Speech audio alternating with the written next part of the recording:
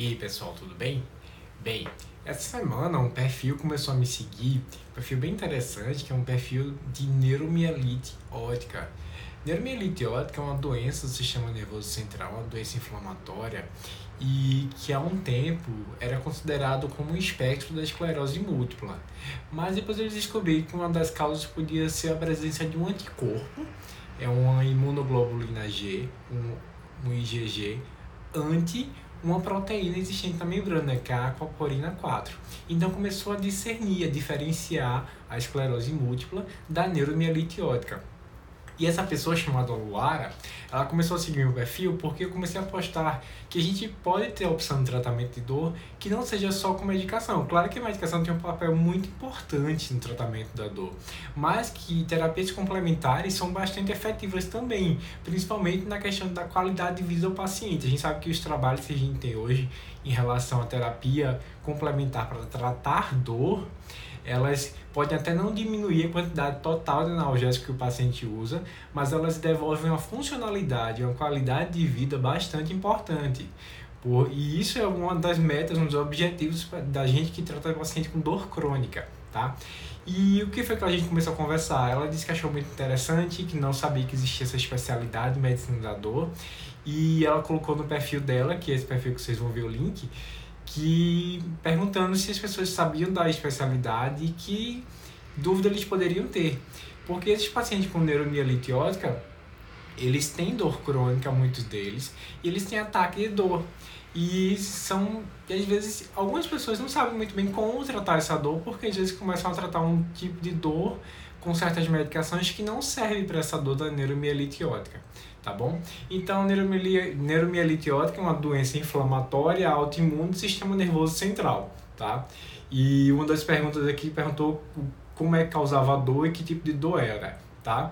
Se a gente for considerar a classificação da IASP, que é a Associação Internacional para os Estudos da Dor, seria uma dor neuropática, porque existe um dano potencial ao tecido nervoso, e essa dor neuropática a gente sabe que ela tem características próprias dela, que é uma dor em geral que pode ser contínua, é uma dor não muito bem localizada, é uma dor que tem características próprias dela, que pode ser um agulhamento, formigamento, queimação, sensação de choque, pode ser uma dor contínua, uma dor intermitente, pode ser uma dor lancinante, ela pode ser uma dor que você tá tudo bem, do nada ela vai começar a atacar sem você ter feito nada, ou você tem uma dor persistente e ela dá uns picos de dor mais intensos aí, tá bom? Então, essa é a característica da dor neuropática. Elas podem irradiar, seguir um caminho, um trajeto do nervo, tá bom? A neuromielite óptica é a inflamação do nervo e pode ter também acometimento da medula, caracterizando essa dor neuropática, tá? Então, a gente deve tratar dor neuropática. Lógico que o paciente com dor crônica pode ter outras causas de dor associada, tá? A gente não sabe nem se pode ter associação com síndrome de fadiga crônica aí, que estaria junto à fibromialgia disso aí. Mas a gente sabe que existe uma dor central, uma dor neuropática, mas que pelo próprio sedentarismo, aliás, do paciente, ou a déficit de mobilidade pela dor que pode causar ele pode ter uma dor osteomuscular associada, pode ter dor miofascial, ou uma dor somática aí mesmo, dor de músculo, alguma coisa a mais. Então, no exame clínico é que a gente vai definir bem o que é que o paciente tem de dor neuropática, o que é que ele vai ter de dor nociceptiva e dor somática, aliás, somatosensorial seria dor neuropática, e começar a tratar a partir disso, tá bom? Uma outra pergunta que ela disse é que se perguntando se a neuromielite óptica pode causar dor na coluna. Bem, pela causa base, se você pensar só se for uma dor que for delimitada a um nervo, tá? E tiver característica de neuropática. Se você pensar naquela lombalgia clássica que a gente vê de dor osteomuscular, dor miofascial, podem ter outras causas aí e podem combinar. Você não sabe porque você tem dor, a gente vai dizer que só existe um tipo de dor no paciente. Pode existir outros tipos de dor também, tá bom? Outra pergunta que teve aqui são terapias e tratamentos para dor além de medicamentos. Primeiro, nesse tratamento de dor neuropática, a gente tem que tratar com medicações para dor neuropática. A principal que se usa aí são as drogas anticonvulsivantes, os antiepiléticos, pregabalina, gabapentina, outros em que o paciente se adapte mais, tá bom? Essas drogas fazem uma estabilização da membrana do nervo e diminuem a condução de impulsos que podem causar neuroplasticidade, que é modificar o córtex do cérebro, aquela camada mais exterior, a camada cinza, tá? Que causam que o nosso cérebro vai começar a interpretar que existe dor crônica e aquela dor ser persistente, tá bom? Uma das perguntas aqui também foi quando é que você quer dor crônica e dor aguda. Isso é um termo apenas de temporal. Eu sei que antes de 12 semanas eu tenho uma dor aguda, tá? Após isso eu considero dor crônica. Lógico que existem mecanismos diferentes. A dor aguda não existe a sensibilização central, meu cérebro ainda não está sensibilizado totalmente, então eu posso ter a reversão disso total, desde que eu tire a causa e trate bem isso. Mas na dor crônica, meu cérebro já está sensibilizado. Isso já engata com outra pergunta aqui, se a dor crônica tem cura.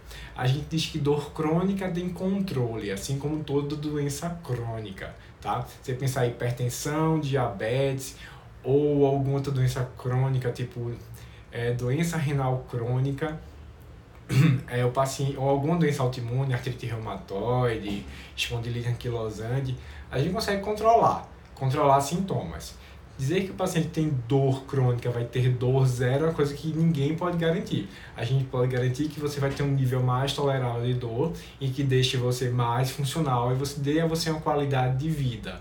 E a gente vai tentar juntar tudo para você levar uma vida mais fácil a partir disso, tá bom? Seja com medicação, seja com terapia alternativa, seja implementando exercício físico, seja adequando uma dieta mais anti-inflamatória, em que você se adapte mais e fique melhor com isso tudo, tá bom? Então é uma terapia multidisciplinar, tá? Tratar dor crônica é terapia multidisciplinar, não tem uma pessoa só centralizar o tratamento todo em cima dela, tá? Dor generalizada pode ser causada pela neuromielite óptica? Não existe comprovação. A gente sabe que é uma dor neuropática, uma dor de origem central. Mas como a gente não sabe o que é que causa fibromialgia, que está nessa dor generalizada aí nesse conceito de síndrome de fadiga crônica, pode ter relação? Pode sim, tá? Mas existe algum trabalho que me explique isso e diga que existe realmente? Não, não existe. Mas pode. Tem pacientes que têm dor generalizada, mas lembrar que dor neuropática de origem central, a gente sabe que se associa muito a sintomas psicossomáticos, depressão, ansiedade, pânico, toque, que estão presentes também, podem estar, aliás, presentes nesses pacientes com neuromielite óptica, tá? E estão presentes também nos pacientes que têm síndrome de fadiga crônica, dor generalizada no caso, tá? Então que a gente sempre trata os dois juntos, tá bom? Tem que tratar os dois juntos no caso assim, de medicação, essas medicações servem para as duas coisas, tá? Os tipos de dores eu já falei, quais tipos de dores os pacientes podem apresentar, já falei, pode ser uma dor somatosensorial, no caso de dor neuropática, ou uma dor apenas nociceptiva de causa osteomuscular, tá? Queimação, formigamento, sensibilidade diminuída, comprovado que não é novo surto. O que fazer para diminuir os sintomas de dor neuropática? Tratar a dor neuropática. Tá? A gente vai usar classes de medicações, eu tinha falado que a principal é anticonvulsivante, a segunda principal são os antidepressivos duais. Tá? A gente tem vários tipos de antidepressivos, alguns inibem a recaptação de noradrenalina e serotonina, outros só serotonina. Tá?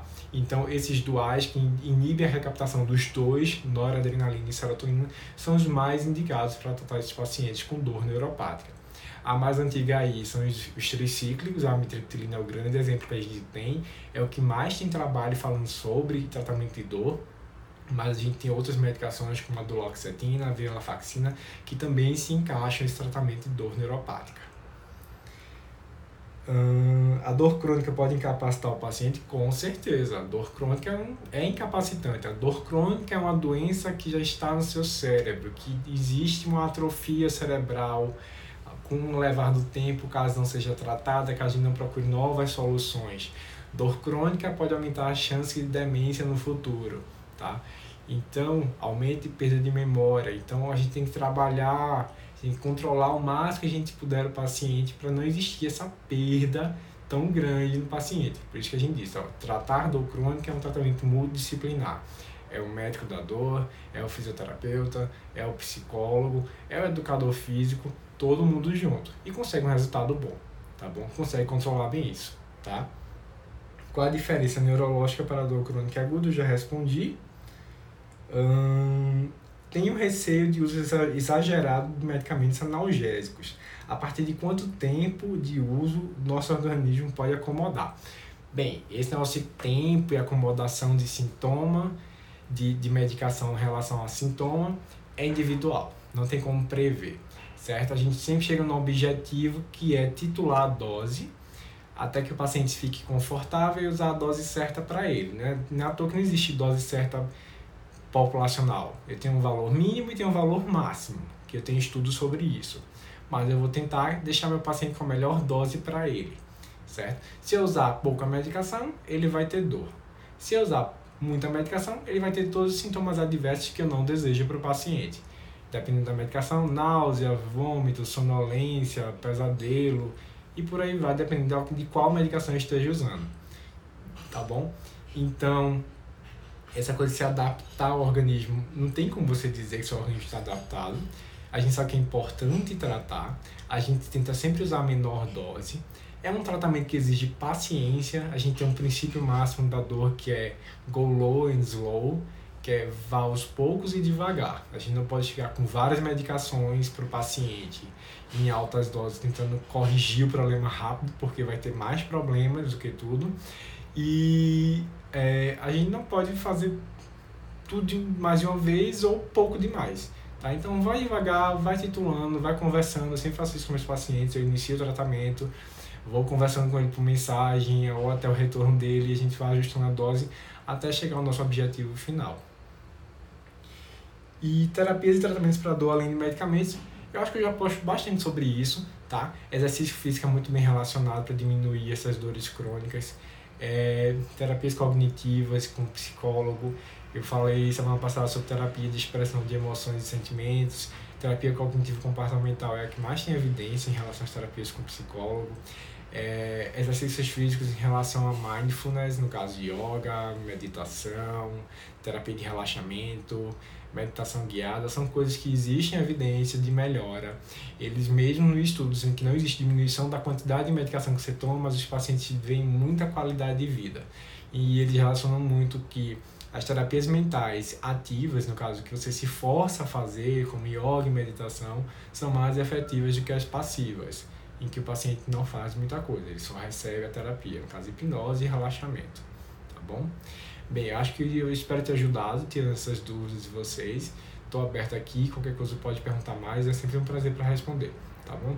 E espero a gente continuar aí com essa parceria dos perfis e ajudando um ao outro, tá bom? Obrigado para vocês, tudo de bom.